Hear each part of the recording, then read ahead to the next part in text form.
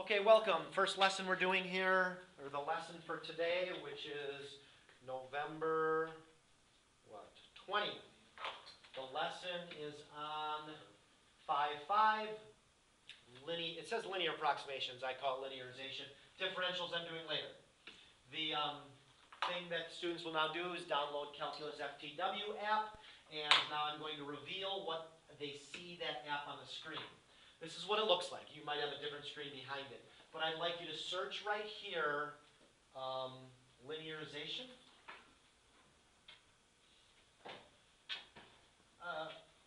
Or maybe it's differentials. Let me see.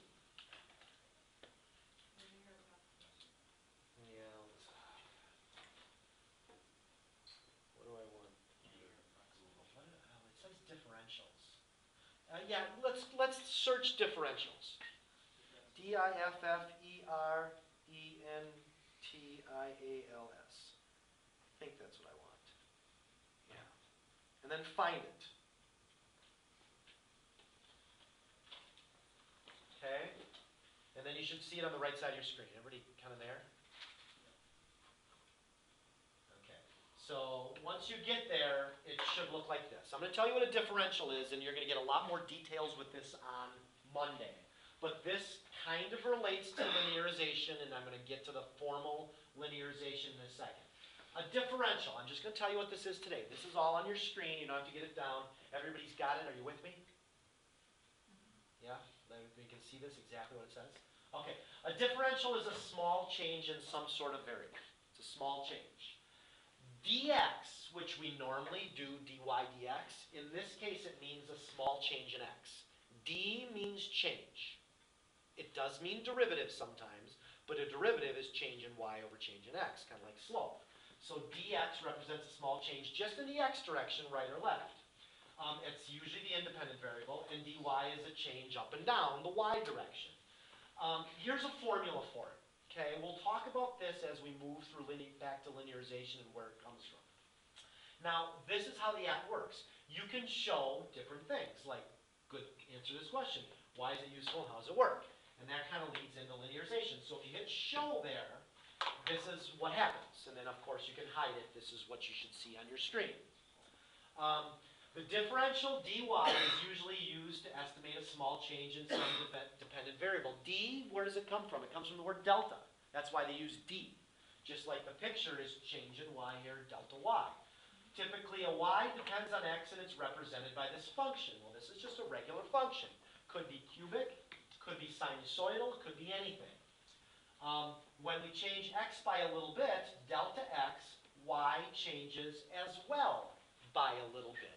Change in y. If for whatever reason the function, this is the key point right here. This is why we use differentials and linearization. That sentence there.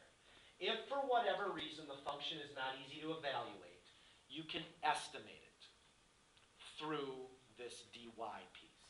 I'll explain that in details. The small change in x is represented by dx, which is the same as delta x. This is the independent variable. We're going to use, and this is the key part here, the slope of the tangent line, f prime of a, to calculate the change in y. Okay, so moving on, you still see this, right, when you page down? Yeah.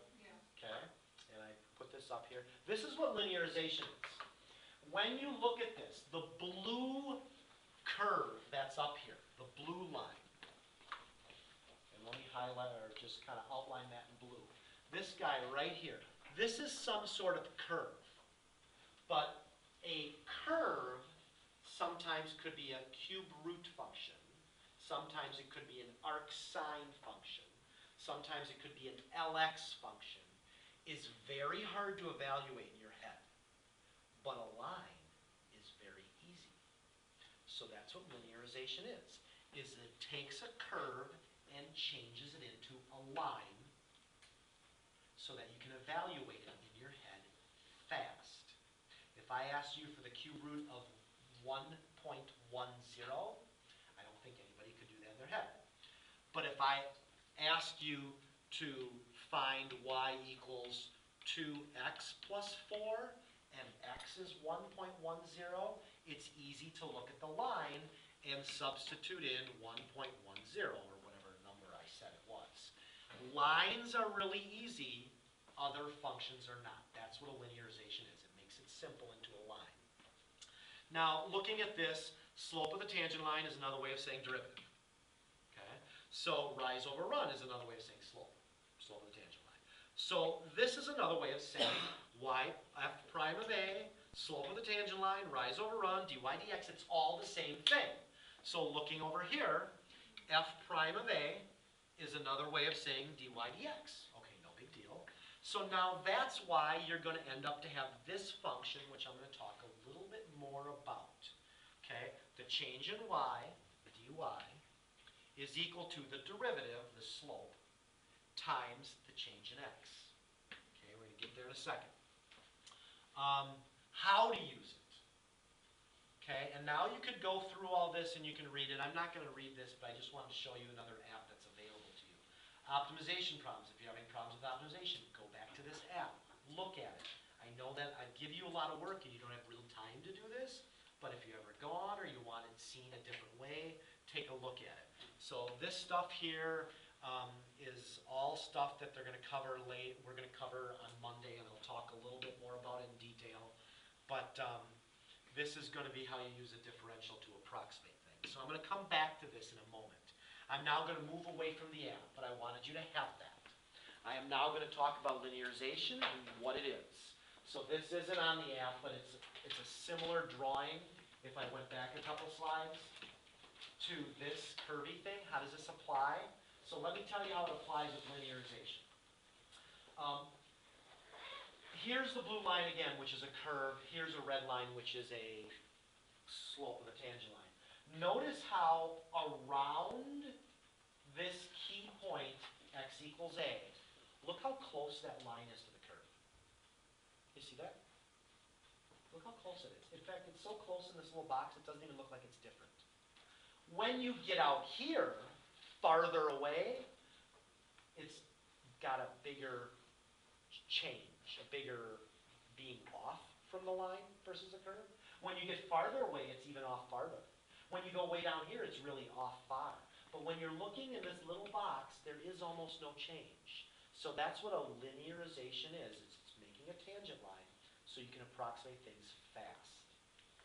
So that's what the picture does. Here is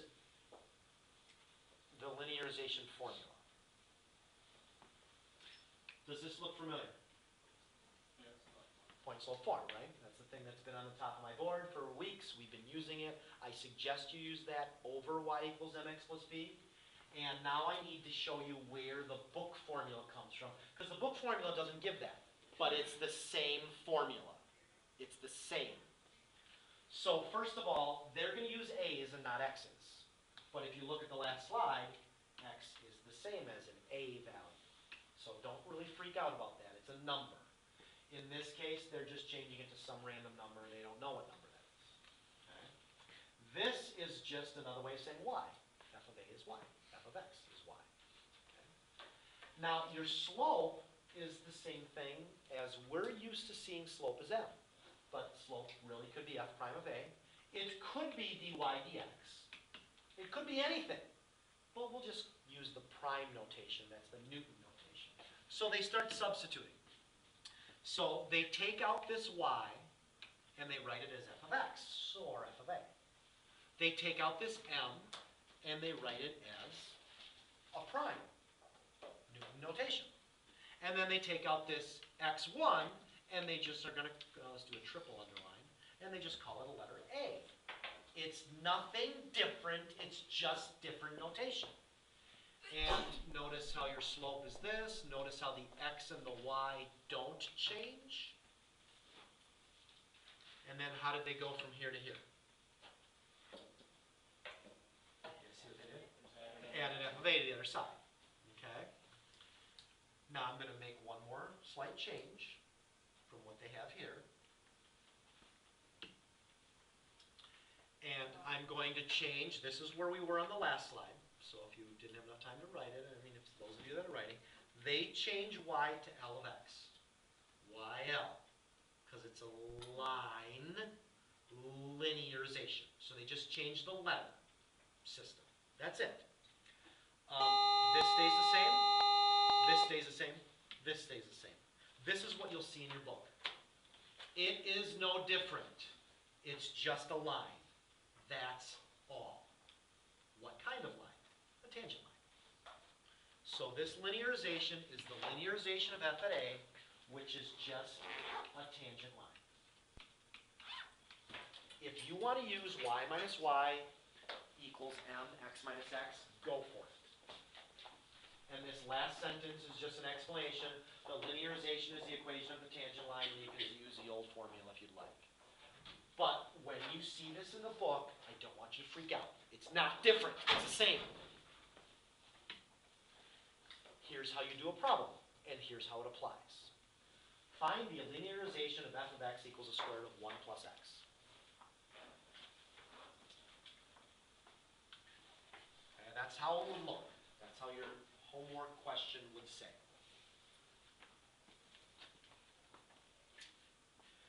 Now, I want to tell you for a y here for a second. It says at x equals 0. I could have picked any letter for x.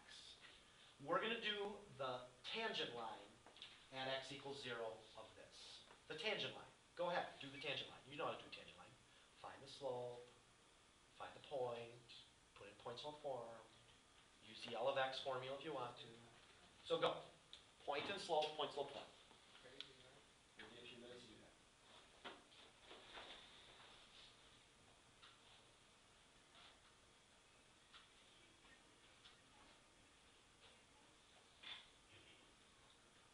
Don't forget, everything's at x equals 0.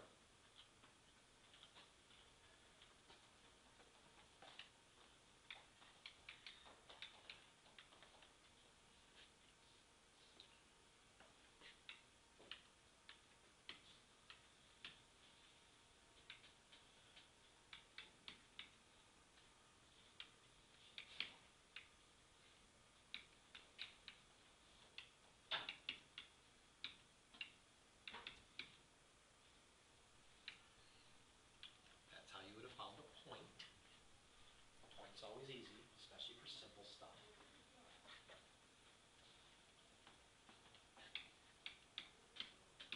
And don't look up if you're still working on the slope. You should always practice slopes. Always.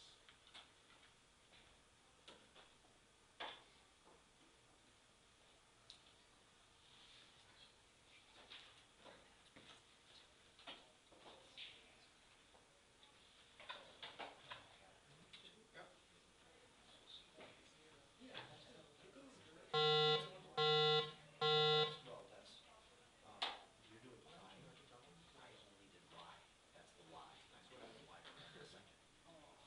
You did the other one first. You did the slope first. I did the point first. Here goes the point. Here goes the slope.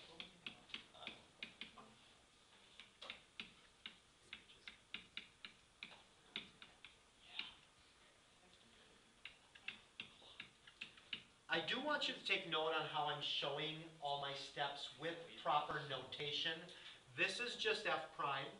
There's no chain rule because the inside is 1, so I don't need a chain rule, but don't forget to consider it. And then I do f prime of 0. So 1/2 times 1, because 1 plus 0 is 1 to the negative 1/2, which I can do that in my head, but if you really want to, it's like this, which is this. Okay, everybody with me so far? Anybody making mistakes on that? Questions? So if I wanted to do L of x, I could. If I wanted to do point slope, I'm used to point slope forms, so maybe I should start with that. So my point slope form is y minus y, which is 1, equals m 1/2 times x minus x, which is 0. Now the linearization formula, let's go back a slide, is the derivative at a, in my case it was at 0, and then x minus a. So if I wrote it this way, it's the derivative, so it's like 1/2. You know what, and I'll just distribute the half in, because half times 0 is 0. So it's 1/2 x. I can just get rid of the parentheses. And then don't forget how they have this that's brought over. It's normally minus, but they bring it over. So I'm going to bring over the 1, and I'm going to do 1 plus this. That's the way it would look in the book for your answer key.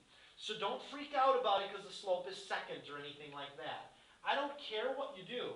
This or this is fine. This is an easy lesson because you've done it 20 times this year already. Any questions so far? Okay, now a couple comments. First of all, the graph. I know what the square root of 1 minus x, 1 plus x is. Can x be negative 2? Can't take the square root of a negative. Can x be negative 1? Yeah. If x is negative 1, what's y? 0. So I know that it's a shifting left of negative 1, 0. And I know square root graphs go like this. Okay. Now, my tangent line, I'm going to put in blue. My tangent line is you go to 1, which happens to be right here. You make a dot, and then you do up 1 over 2. Up 1 over 2, and you make another dot, and it looks like this. Okay, so notice how in the highlighted area in yellow, right in there, we have virtually the same function. They're very close. They're off a little bit, though. A teeny bit. A smidgen. So what might the question on the AP exam look like for this? It will say, use a linear approximation. You have to know that that means slope of the equation of the tangent line. To evaluate this function at x equals 0.1. 0.1. 0.1. So a little comment for you. What they want to know is the square root, this is what they want to know, of 1 plus x is 0.1. 0.1. They want to know the square root of 1.1. That's what they want to know. But they're going to use the tangent line to do it. Because I don't really know what the square root of 1.1 is. I don't know. I have no idea. I know it's around 1, but I don't know how close. So we're going to use this. So once you get the linear approximation, you put a 0.1 in for x. What's half of 0.1? 0.05. That should be easy to do in your head. 0.05. Half of 0.1 is 0.05. What's 0.05 plus 1? 1.05. That's the approximated value of the square root of 1.1. So let me use my calculator. Let's check how close we are. On. Click. Clear. Square root 1.01. I said 0.1. Sorry, not 0.01. Yeah, that's for my, we do quadratic formulas today in advanced algebra. It's an exciting day. So the answer is actually 1.0488. And I got 1.05, right? But I got it in my head. That's pretty good, isn't it? Now, if I go out farther away than 1, like let's say I go out to 4. 1, 2, 3, 4. Look how far of a distance that is. 4. What's 4 plus 1? 5. What's the square root of 5? That's the question. The square root of 5. Now, if I use the linear approximation, what's half of 5? 2.5. 2.5 plus 1. So it's going to be around 3.5. Oh. Did I say at x equals 4? Yeah. X equals 4, so 4 plus 1 is the square root of 5. Yes. And, so I should plug in 4. Sorry, my bad. Half of 4 is what? 2. 2 plus 1 is what? 3. Sorry, it should be, my bad. Good call. Way to pay attention. So 3. So what's the square root of 5? Well, it's 2.23. That is close, but I'm still off by like 0.77-ish. So that's a much farther distance. You have to understand the picture of linearization and what it does for you. That's it. That's basically your lesson today. So instead of just finding it at x equals 0, couldn't you like find it at x equals 2 to move it over? Yes. So then if you change your tangent line to do it at x equals 5, then you get a much better thing because it mirrors it then. And that's why picking that x value sometimes is necessary to be smart to pick it that way. So how does this look like in your homework? Oh, I just got to tell you one thing. This slide is for those of you that are going to be moving on to Calc 2. Just so you know, I just want to kind of show you something. Calc 2 is something called Taylor polynomials. And they ask you to do linearizations all the time and use Taylor approximations. And There's all this other stuff that I haven't done Calc 2 in a while, I've kind of forgotten, but these are common linearizations that they expect you to know. For example, sine x. The linearization, if I linearize sine x, it's x. Really, Shapleski? How does that work? Watch. Here's sine x. Here is y equals x. Look how close they are to each other, around 0. Cosine x.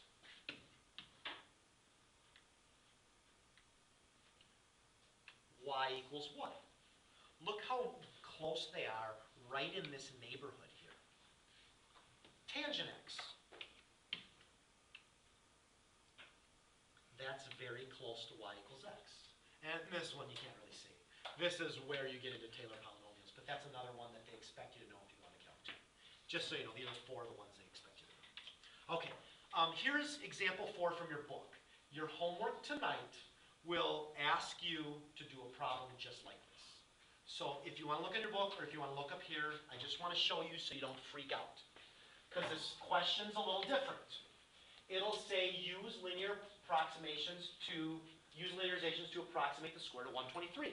This is how they used to do square roots back in the days before calculators or tables. They used to say, how do you do the square root of 123? Nowadays, you got a calculator, it doesn't really matter, you just plug it in. Well, here's how they expect you to do it. Just kind of watch. The solution, you look for a square root, you know it's a square root right there. So you say, I'm going to write a function for a square root. Okay, square root of x. Yay, that's a square root function. So now, a perfect square of 123.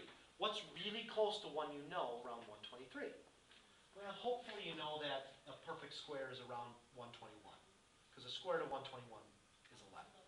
Okay? Maybe you didn't know that. Maybe you might have to start with easier ones like 80. And then the square root of 81 is where you choose. So we are going to center the linearization at x equals 21. Center it. So you have to kind of make up the question. The question you're making up is just like this, but you have to pick that spot. Pick a smart spot. Go back to this one. Cube root of 123. Do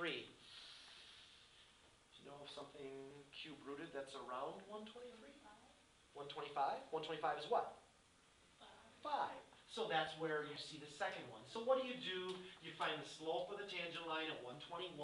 You take your derivative. Your slope is that. It's the same kind of thing. Then you have to do the linearization. How do you get this 11?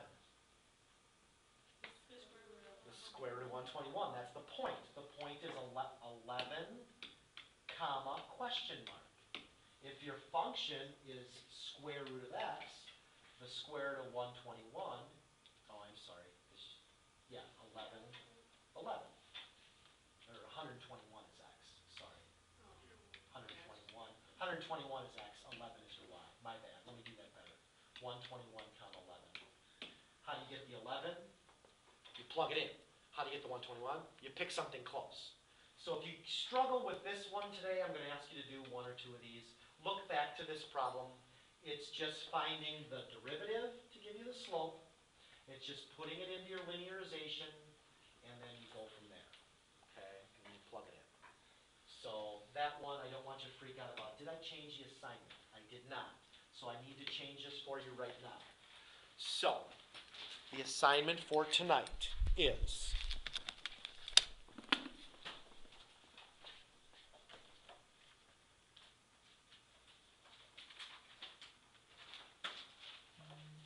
page 246, so 5.5a, page 246, and it's 3 through 12 all, and I picked 2 that I have seen on the AP exam, 27 and 41. If you had, let's just say, okay, you went out of town this weekend, you just couldn't do barely anything. If you could barely do anything, or maybe you're working so hard on your packet, do 41. 41 is word for word exactly how I've seen it on the AP exam, pretty much. So that's the best question of all of those. So do your best to do some of those. It's pretty easy. It's finding points, slope, form, etc. Any questions?